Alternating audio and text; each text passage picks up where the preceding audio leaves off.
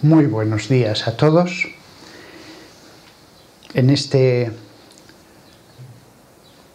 marzo del año 2022, estamos a miércoles, el próximo domingo será Domingo de Ramos.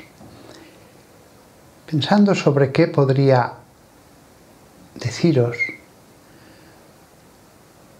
se me ha ocurrido que el tema mejor, el más bello, el más noble, el más profundo, es Dios.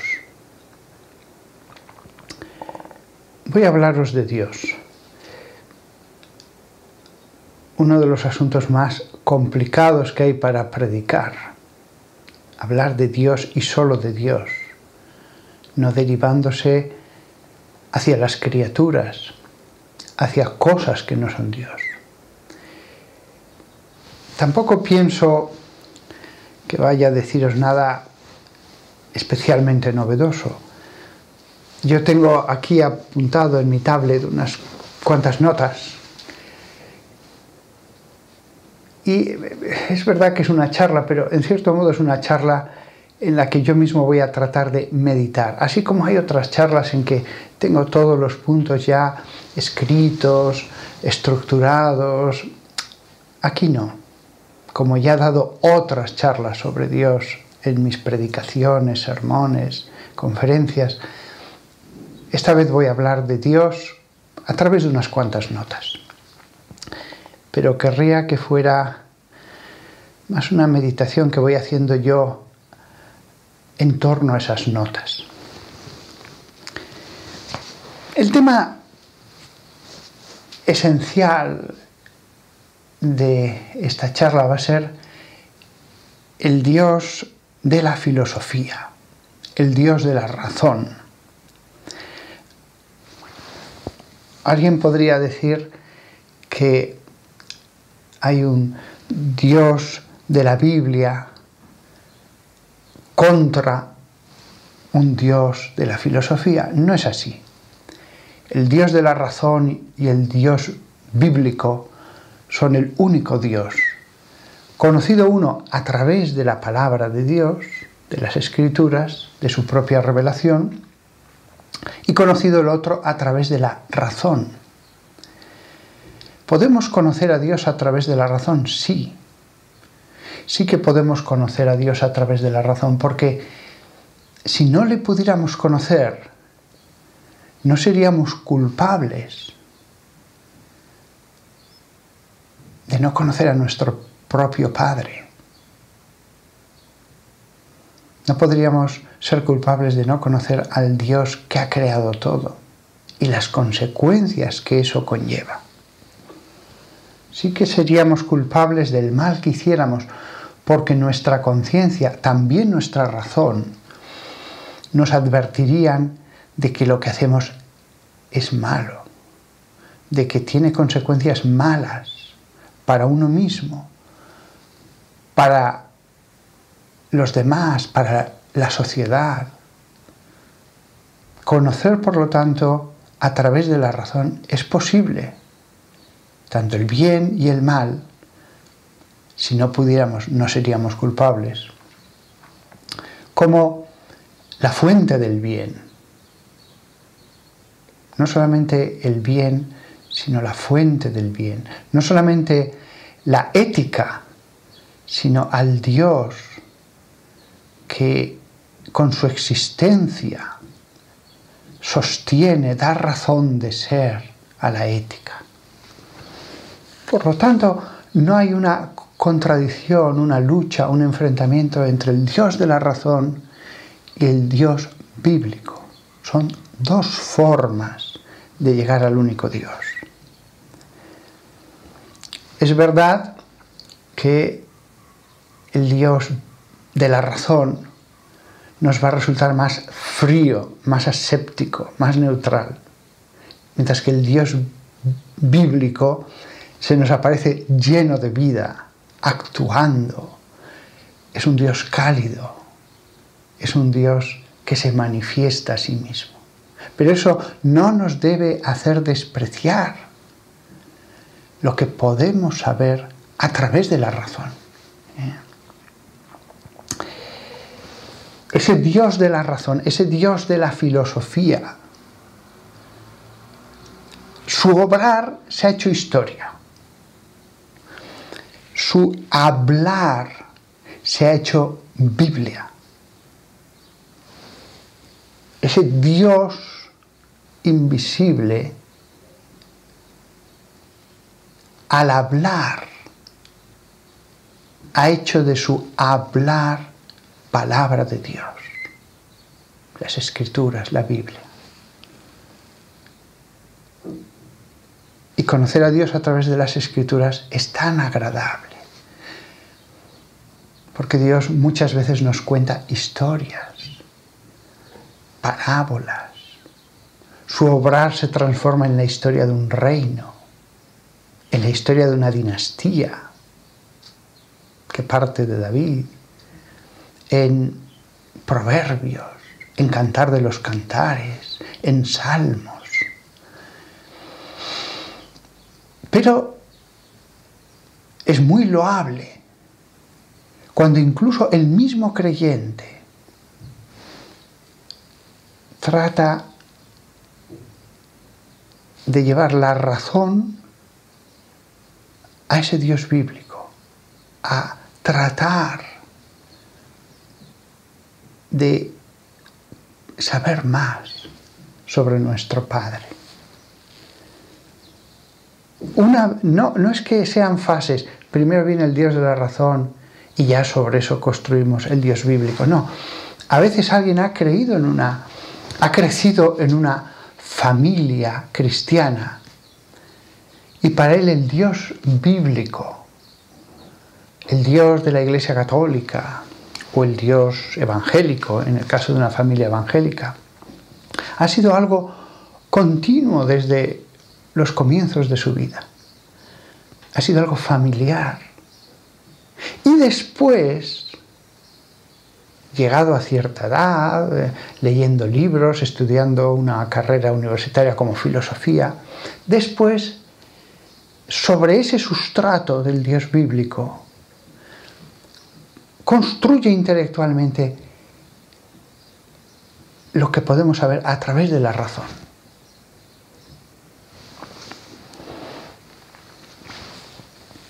A veces lo que podemos saber sobre Dios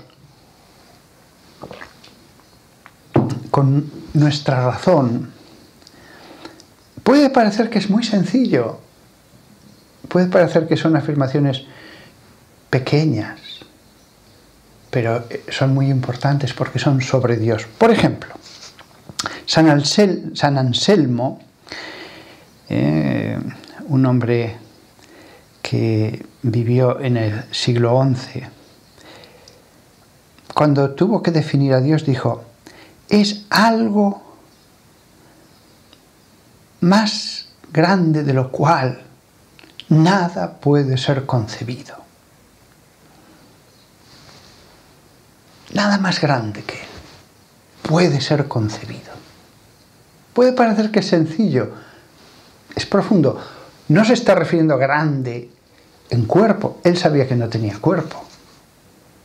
Grande ontológicamente, en el ser. Él mismo se daba cuenta de que las cualidades que se atribuyeran a Dios debían estar en un grado último y absoluto.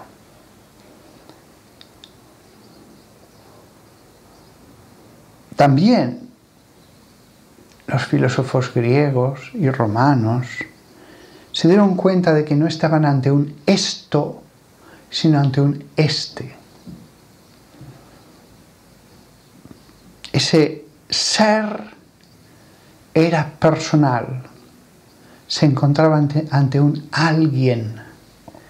La respuesta ante ese ser más grande de lo cual nada puede ser concebido no era solo conocer, era adorar. La respuesta lógica ante este ser es la adoración. No cabe otra. No cabe otra. La adoración. La adoración es lo lógico, lo natural, al encontrarnos en su presencia, al encontrar en nuestra razón esta existencia. Existencia que tiene que ser independiente de otras existencias. No puede depender de otros seres.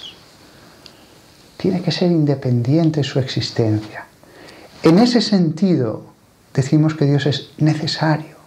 Y todas las demás cosas que existen son contingentes. Podían haber existido, podían no haber existido. Depende de lo que decidiera Dios. Pero Dios no depende su existencia de nada. Todo lo demás es contingente.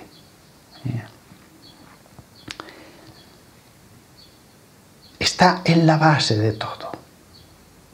Es el fundamento del ser de todo, de toda existencia.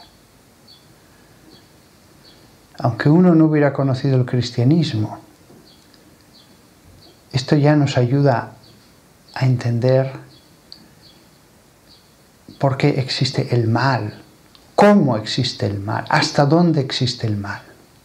Si Dios es el fundamento de todo, sostiene todo, todo lo demás es contingente.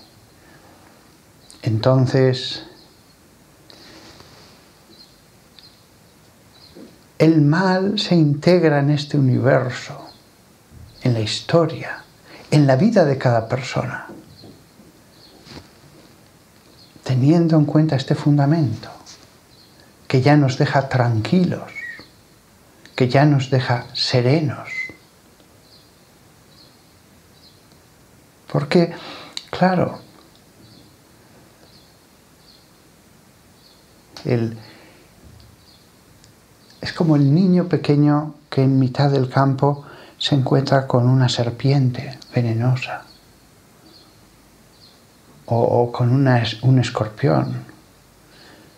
Yo me acuerdo que un día estaba en el campo y mi prima me dijo: pero mira qué tienes debajo de la suela de tu zapato. Y efectivamente se veía la cabeza de una serpiente tratando de levantarse, que yo había pisado sin querer. Era una culebra de agua, no tenía veneno, pero yo no lo sabía. En ese momento lo que había visto de las serpientes era en la televisión. En España prácticamente no hay víboras. Puede uno estar toda la vida en el campo y no ver jamás una sola. Pero culebras de agua sí que hay algunas, tampoco muchas.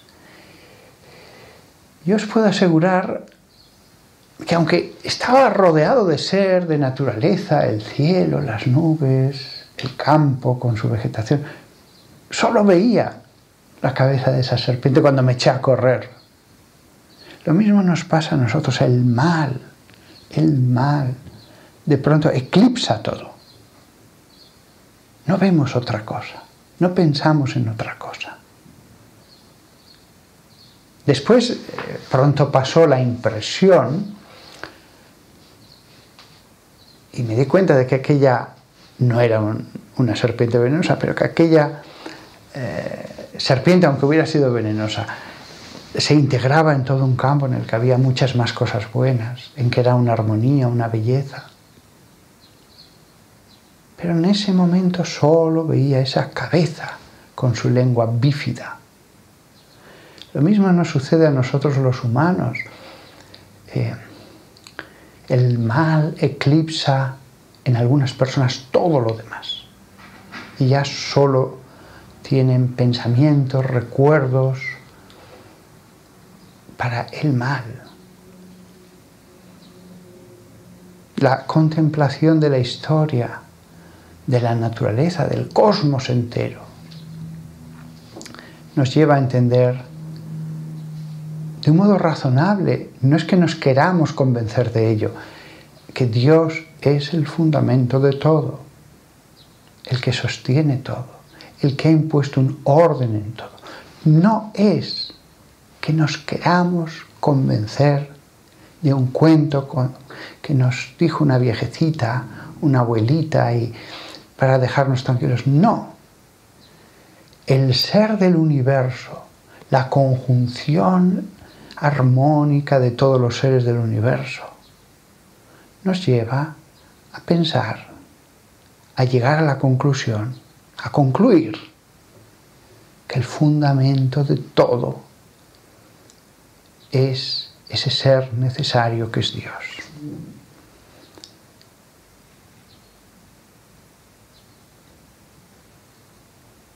No es una posibilidad, es la única conclusión lógica. No es que haya 38 posibles conclusiones, hay una. Porque si existe Dios, solamente hay dos, o existe o no existe. Pero si existe Dios, la razón nos dice cómo tiene que ser ese Dios.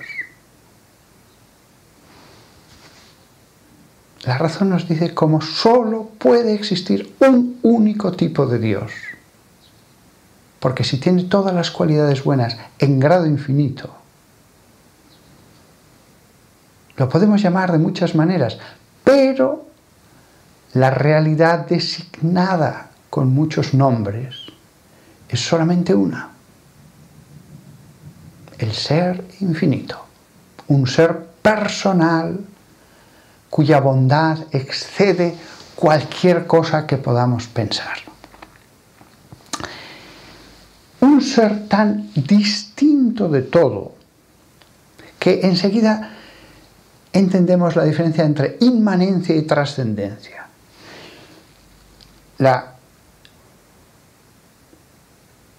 trascendencia significa que nos damos cuenta de que Dios no es algo contenido en este mundo, no es parte de este mundo, no es una cosa más de este mundo, por excelsa que sea. Es algo lo totalmente diverso, diferente, lo totalmente diverso. Hay diferencias de esencias entre el ser. No es lo mismo ser como un saltamontes, que como un ciervo, que como una ballena, que como un ser humano, que como un ángel. Fijaos la diferencia tan grande que hay entre el ser de un mineral y el ser de un árbol, o entre el ser de un árbol y el de un corderillo, o de un perrito feliz que vive en una familia, y entre un mamífero y un ser humano. Pues bien, todas estas esencias, siendo cualitativamente distintas, están todas a un nivel totalmente distinto, todas ellas, del de Dios. Ese es el único Dios que existe. Cosmológicamente, es el totalmente trascendente.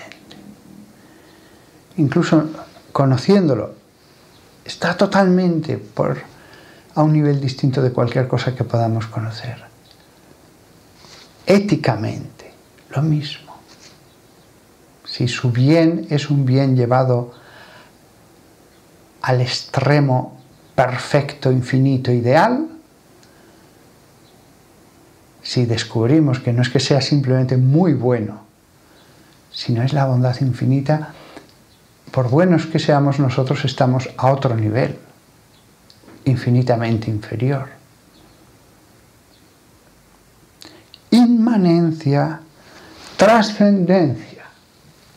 No es solamente que Dios esté en el vértice, en la cúspide de los seres. Ahora bien, no es poca cosa eso, porque el mundo con esta cúspide encuentra su sentido, encuentra la razón de su orden, la razón de su ser. Hasta el mal encuentra la razón del por qué es permitido. Y eso no tiene vuelta de hoja. Si existe Dios, la permisión del mal tiene un sentido. Eso es así. Lo comprendamos o no lo comprendamos. La idea de vértice, de cúspide, admitiendo la trascendencia, no es poca cosa. Porque Dios en realidad no es ni grande ni pequeño a nivel espacial. Es otra cosa. Usamos grande o pequeño en la ontología como un modo de hablar, por analogía. Pero Dios podemos ponerlo en la cúspide porque ni siquiera ocupa el espacio de un punto. No ocupa espacio. Con lo cual, cuando decimos que es un espíritu grande, ilimitado, frente al espíritu de los ángeles o de las almas, es una analogía respecto a la ontología, al ser.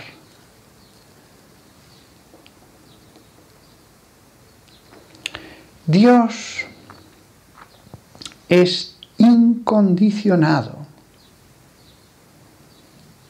Nada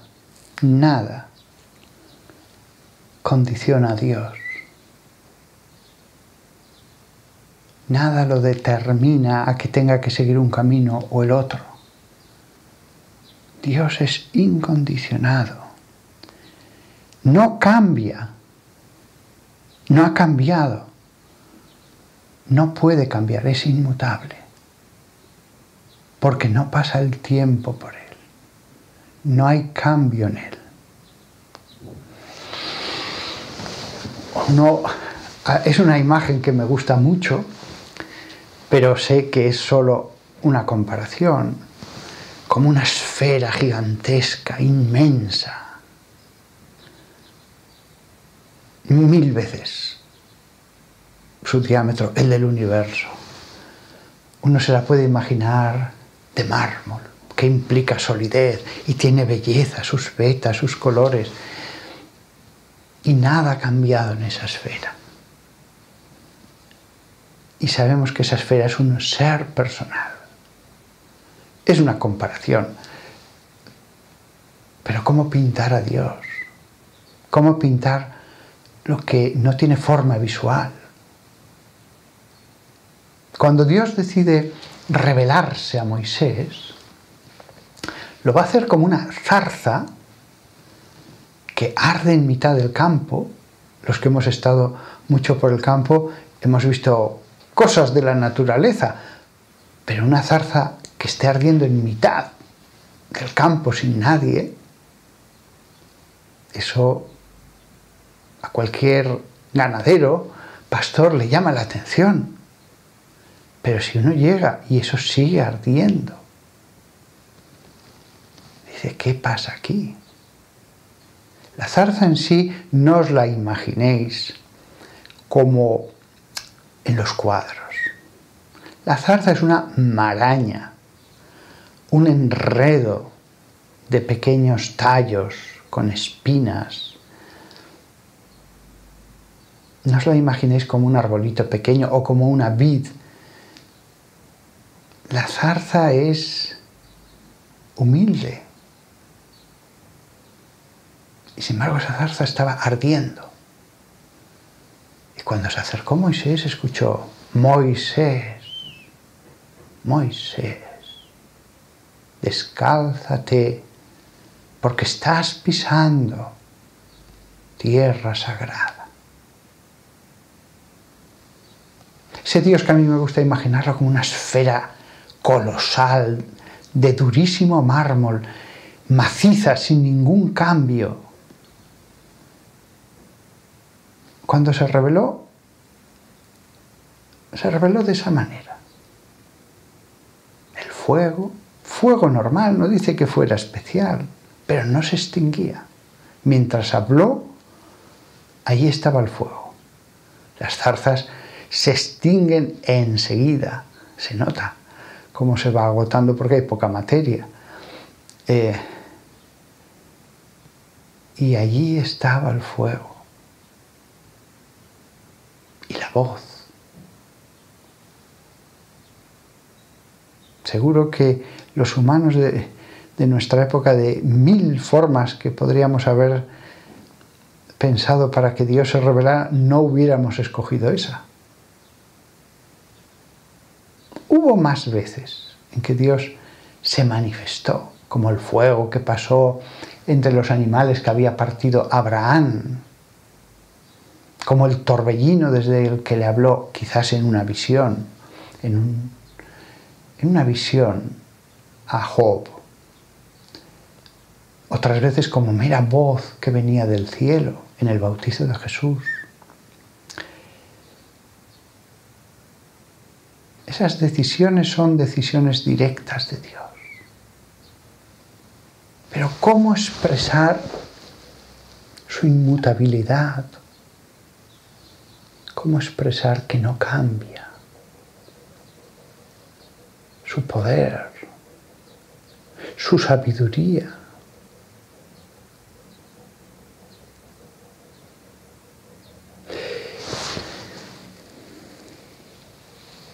El Dios bíblico se reveló y continuó revelándose hasta el Evangelio, hasta los libros de los 4 Evangelios, y después completó su revelación a través de los distintos libros que completan el Nuevo Testamento. Esa gradación del conocimiento, de la verdad, desde una verdad troncal que se ramifica en verdades menores, que a su vez se ramifican en verdades todavía menores, pero que son la revelación de Dios, llevan a la adoración. Y hay que adorar a Dios según Dios ha revelado. Y lo mismo que hay una ramificación de la verdad, también hay una ramificación de las cosas que hacemos para adorar a Dios. No todas tienen la misma importancia, no todas son tan esenciales.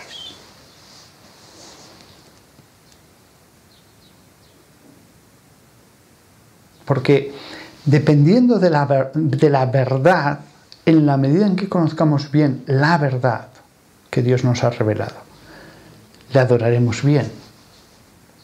No es solo adorar o no adorar, podemos adorar mejor. Una adoración que se expande en todas las obras que hace el ser humano. No es lo mismo la persona que dice, voy a hacer hoy bien mi trabajo como un modo de amar a Dios, que la persona que muere en el martirio por no negar su fe. No es lo mismo una pequeña limosna que uno da a un pobre que un acto heroico, como el que hizo Abraham con su hijo al estar dispuesto a sacrificarlo. Pues también nosotros, los cristianos, puede haber momentos en que toda nuestra fe se condensa en, si tienes fe, haz esto. Y es una decisión rotunda, tremenda para nosotros. Hay una relación entre verdad y adoración. Si deformamos la verdad sin darnos cuenta, vamos estropeando la adoración. En la medida en que tengamos una visión más nítida de Dios,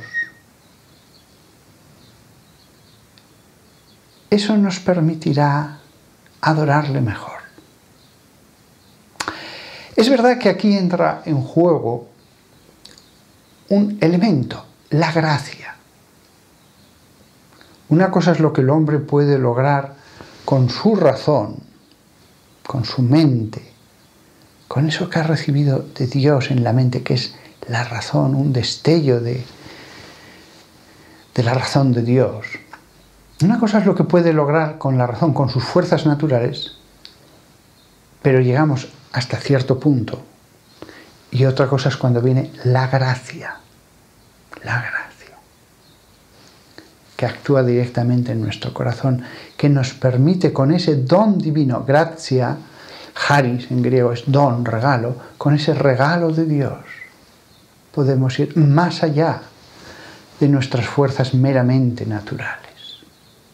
El bautismo supone, por lo tanto, un cambio radical del hombre que había caminado hacia Dios,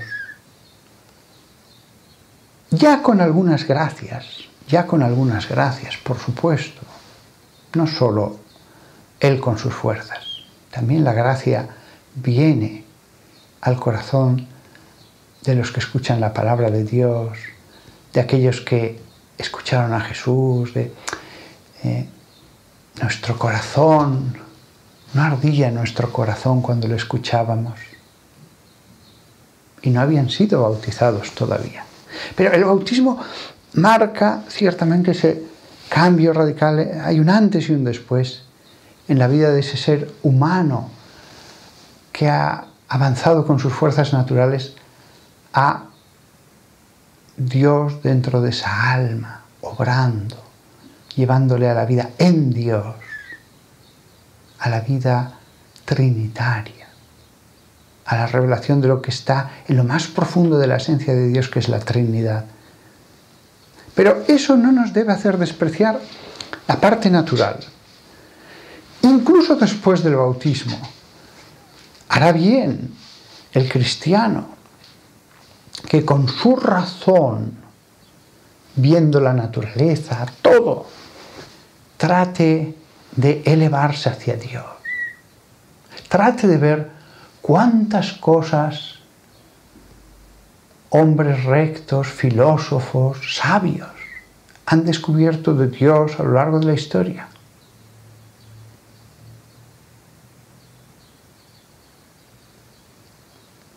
Y a mí, os lo digo de verdad, esa imagen de la esfera, sé que Dios no tiene forma visible, pero puestos a pintar, puestos a hacer de artistas, esa imagen me parece maravillosa, maravillosa. Como también lo que dicen tantos hombres de la luz que hay al final del túnel, y cuando entran allí, todo lleno de luz, de belleza, de paz. Y eso que es el atrio, la antesala de la presencia de Dios donde se revela su esencia.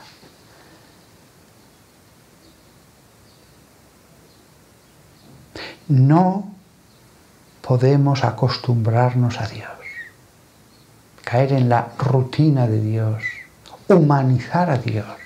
No podemos humanizar a Dios. Dios se ha hecho hombre, pero su naturaleza no se ha mezclado con la humana, se ha unido a la humana. Es una unión de las dos naturalezas, no una mezcla. Dios, después de la encarnación, sigue siendo tan Dios como antes. Su naturaleza es inmutable. La única unión que puede haber entre las dos naturalezas, el único punto de conexión es la unión hipostática, la unión en la persona de la segunda persona de la Santísima Trinidad. Es el único punto en común. Es unión, no mezcla. No deja de ser Dios cuando se encarna. Su naturaleza sigue siendo tan inmaterial como antes de la encarnación. Esto ya lo descubrieron los primeros concilios, los primeros escritores sobre el cristianismo en los siglos. Algunos piensan, bueno, se helenizó La fe sí, pero es que no hay otra posibilidad. La única unión entre las dos naturalezas es la hipostática, hipóstasis, persona. No cabe otra mezcla. Perdón, no cabe otra unión. El yo que hablaba a través de la corporalidad de Jesucristo era la segunda persona de la Santísima Trinidad. Pero la naturaleza de Dios seguía siendo ubicua, omnipotente, omnisciente, impasible. La naturaleza de Dios.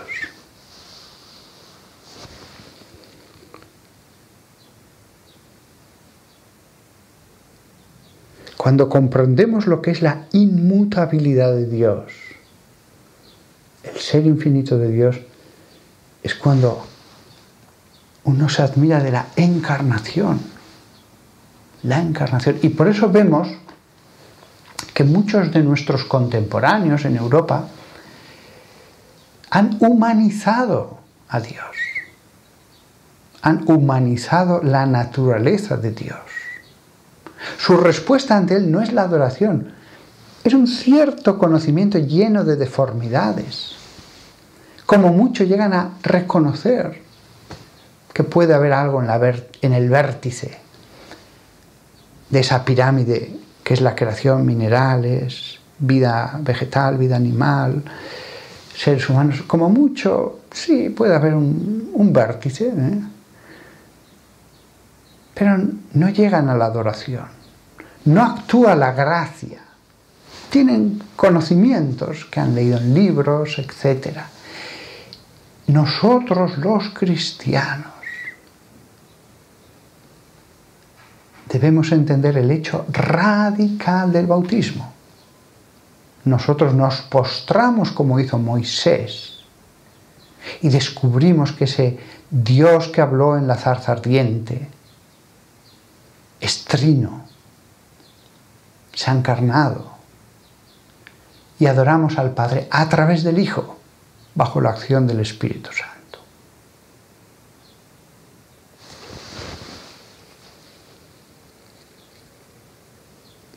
La inmutabilidad de Dios,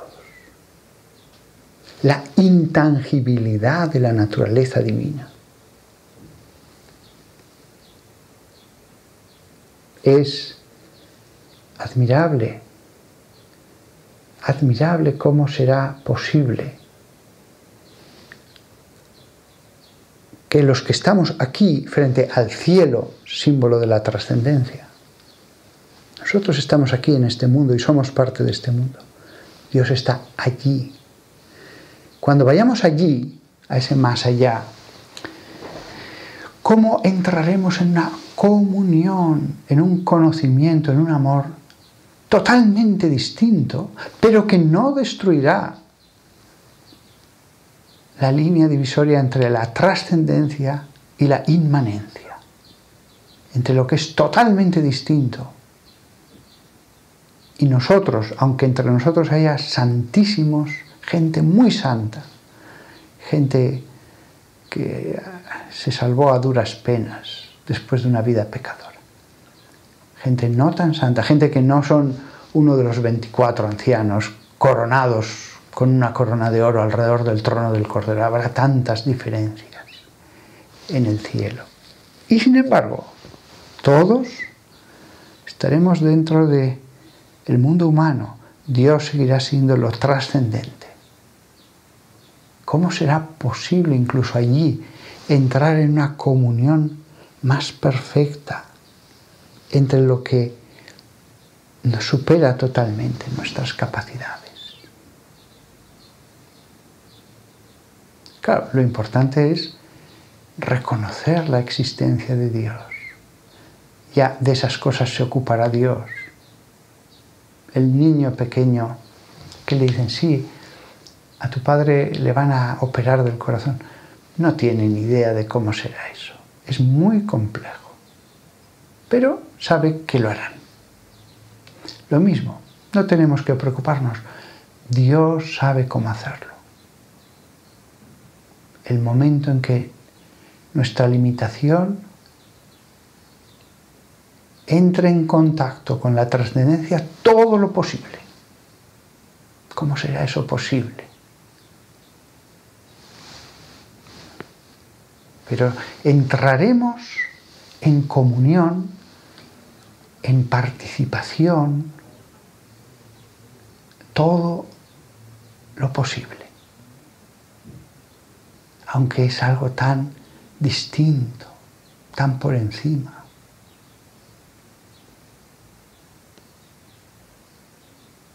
El misterio de Dios.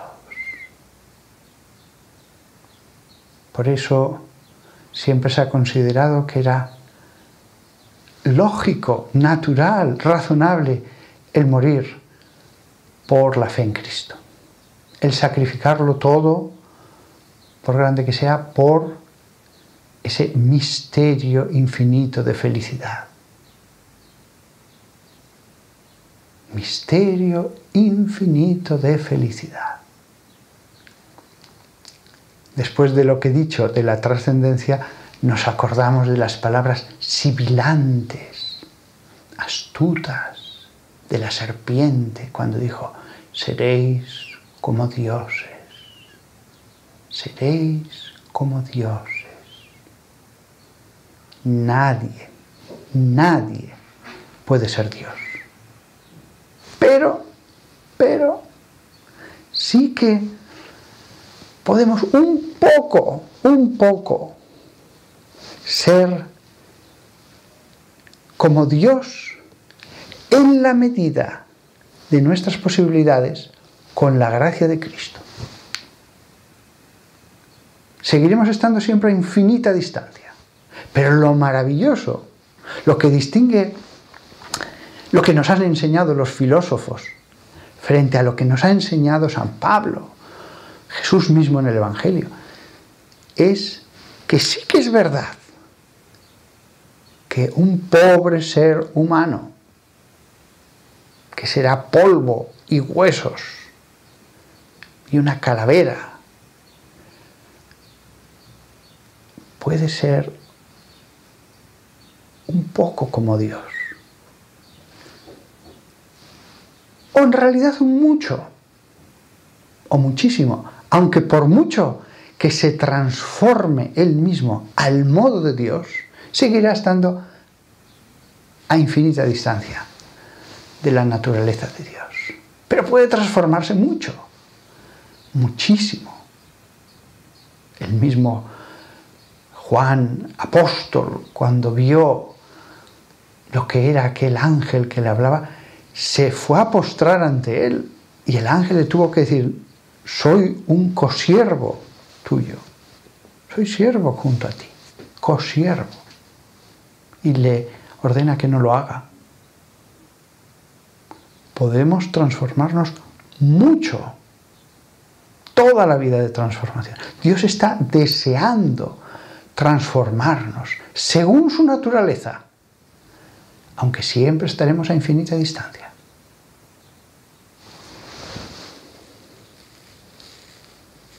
Me acuerdo de un cuadro del siglo XX,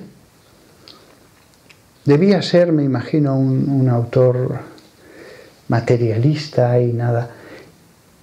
Había un hombre mal afeitado, sucio, gordo, con un rostro que era lo más parecido a un cerdo y con una mirada lujuriosa y malvada. Y el título del cuadro era «Y nos hizo a su imagen y semejanza».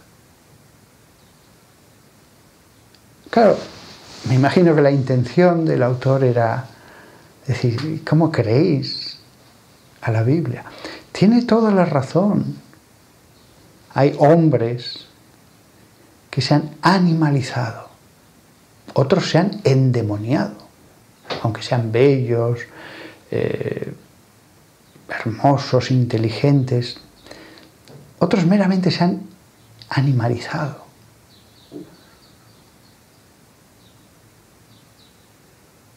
Son la degradación de la naturaleza humana. cuando uno ve a hombres divinizados, cristificados, celestializados, se queda admirado como el ser humano, con la ayuda de ese don divino, la gracia, puede elevarse tanto de la mera naturaleza humana. Cómo hay seres humanos cuya mirada, cuyas obras, cuya palabra pueden ir tan lejos, tan por encima de lo meramente humano. Mis mismas palabras, pobrecillo yo, no soy nada, fango, un mal siervo. Mis mismas palabras, cuando hablo de Dios, qué distintas son de un político que os hable de cosas de este mundo, de contiendas políticas, de banderías, con inquina del enemigo, defendiéndose de todo con razón o sin ella, cosas humanas, tratando de halagar los oídos de los que lo escuchan. ¿Qué diferencia hay entre, por ejemplo, un discurso político y escuchar sobre Dios? O tanta gente que habla de, se dice, asuntos del corazón, en realidad muchas veces de cosas tan mundanas, de la alta sociedad, tan vanas, que uno lo reconoce. Todo es oropel, todo es cartón piedra, todo es decorado. Háblennos de Dios mismo, de su esencia, de su naturaleza, de Dios y solo de Dios. Queremos oír hablar más de Dios. Háblennos de Dios, que es de lo mejor que podemos escuchar, lo más noble, lo más grandioso. Hasta el ateo, no sé si algún ateo o agnóstico estará escuchando estas palabras, a lo mejor sí, a lo mejor sí. Y el hombre que no cree, escuchándome, habrá dicho, oh, ¿y si existe Dios? ¿Y si existe algo que dé sentido a mi vida de un modo totalmente distinto que mis hijos, o mi carrera, o una buena jubilación? ¿Y si existe algo que va más allá de este mundo, pero en un grado infinito? Ah, si existiera, ¿cómo me dedicaría a ello? ¿Cómo ya solo tendría pensamientos para ello? ¿Cómo trataría de conocer más la palabra de Dios para adorarle mejor? Ah, si existiera Dios. Ese es el gran anhelo, sin ninguna duda, que si Dios actúa con la gracia, nace en el corazón del ateo. Si viene la gracia, porque si no, se puede escuchar esta charla entera y quedarse frío y decir, va, pero si la gracia toca, entonces las palabras impactan en el alma. El ser infinito, que es un Padre, que he sido creado al final para eso, que eso es lo que anhelaba mi alma en el fondo, en toda mi vida, buscando la felicidad en las cosas o en las personas. Las personas traicioneras, las cosas dejan de entusiasmar. Sí, ateo que me estés escuchando, solo Dios puede saciar toda tu hambre de felicidad. Has conocido cosas de historia, ensayos, de economía, de sociología. El conocimiento de Dios, dedícate a ello, búscale. Ningún lugar mejor que la Biblia, su santa palabra. Escúchale. Y entonces la gracia, como la palabra de Dios está viva, la gracia va a actuar, Pero seguro, seguro, si tú le buscas, dices, ay Señor, por favor, Espíritu Santo, ven, ven, que yo quiero creer, vas a notar que no es que tú te autoconvenzas, de pronto lo vas a sentir. Vas a sentir el impulso que te llevará a decir, creo, que llevará a tu bautismo. Y si ya estás bautizado, hacer que como unas brasas vuelvan a arder. Las brasas del bautismo. Porque solo hay un bautismo. Pero puede volver a arder como cuando uno escuchaba a Bartolomé o a Mateo o al apóstol Judas, no el traidor, y sentía que empezaba una nueva vida. Una nueva vida. Bueno, nada más. Pensamientos alrededor de Dios, que Dios irrumpa en nuestras vidas y que nosotros nos postremos ante su presencia. Adiós a todos. Adiós.